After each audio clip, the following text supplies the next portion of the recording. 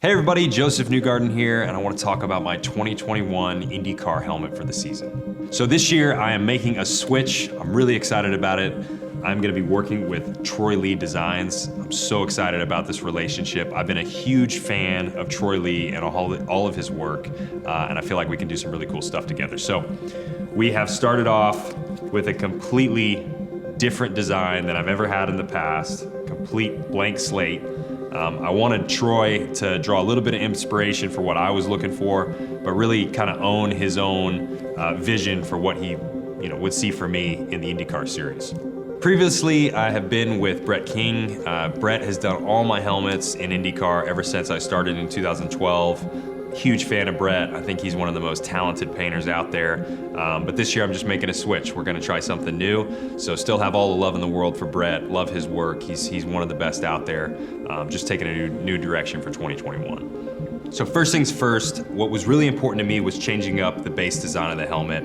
I had Troy have free reign. I wanted him to throw some stuff against the wall, give me some ideas back and see what resonates with me. What you see in front of you and the general lines of the helmet that define what it is was one of the very first ideas that Troy put in front of me. And I really liked the way he laid out the lines, particularly the front section of the helmet. I think it looks like a shield, something that could almost lift up. It just, to me, was really unique. I'd never seen that before. It almost looks a little Star Wars-esque. Not that I was going for anything like that, but I just thought it was really cool to have this front shield section that was really defined.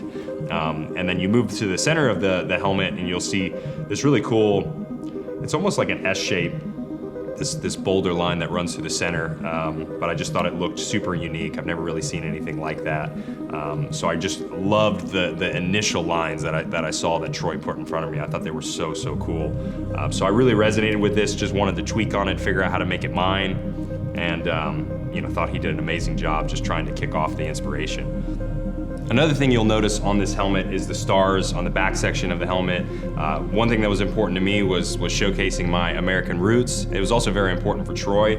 So the overall theme of the helmet, it's not completely red, white, and blue, but I think some of the elements of the American flag shine through on this helmet. You can still see these red and white lines that radiate from the center of the helmet all the way around the back, plus the star elements. And there's kind of these really aggressive, fast lines that come off the stars, bring some speed to the helmet and some dynamics. So I love that we're keeping that in the design, at least that American feel, even though it's not completely in your face. So I love that Troy was all on board for that, and I hope you guys kind of notice that within the design. So kind of some detail pieces. You'll see my helmet's pretty clean for the most part. There's not a lot of logos on it.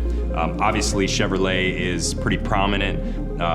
That's our engine manufacturer. It's one of our most important partners that we get to work with. I'll also be displaying whatever livery I'm running for that weekend. This is my Hitachi helmet. It's one of the most important helmets I'll be wearing. I'll be wearing Hitachi primarily throughout the year, so you'll see that on the front of the visor. You'll obviously see the Bell stickers that are still on the sides of the helmet. And on the back. Bell's been a huge supporter of my career. I've been with Bell ever since I started in Indy Lights in 2011, so long-standing Bell member. I've always enjoyed their work. They put a ton of emphasis on the driver relationship, the driver fit, the way it feels, the way our ears are cupped inside the helmet, and it goes a long way. When you're spending 2 or 3 hours in these cars, just making sure that you have the absolute best comfort so that you don't have to focus on that whatsoever. You can focus on the important things of the race. It really goes a long way. So Bell's done a tremendous job for that. On the front of the helmet, I have a Rising Star Racing logo. For me, this is a really cool relationship that I have with a local businessman out of Indianapolis, Art Wilms. Super great guy, very passionate about IndyCar racing. He's been one of my biggest supporters of my career, and this Rising Star Racing logo is really just my involvement with their group and what they're trying to do to provide opportunities to young Americans that are deserving of it, that need that little bit of help to get up the ladder system to potentially go racing professionally one day. So he's been a big help for me. He's still a huge helper of young American talent within multiple championships across the United States, and just a great guy all around. So I'm always very proud to run that on the forehead of my helmets, and we'll continue to do so. So that's it. I hope you guys really enjoy this. This is really, for me, just the start of something brand new and completely fun. Obviously, this is my Hitachi helmet.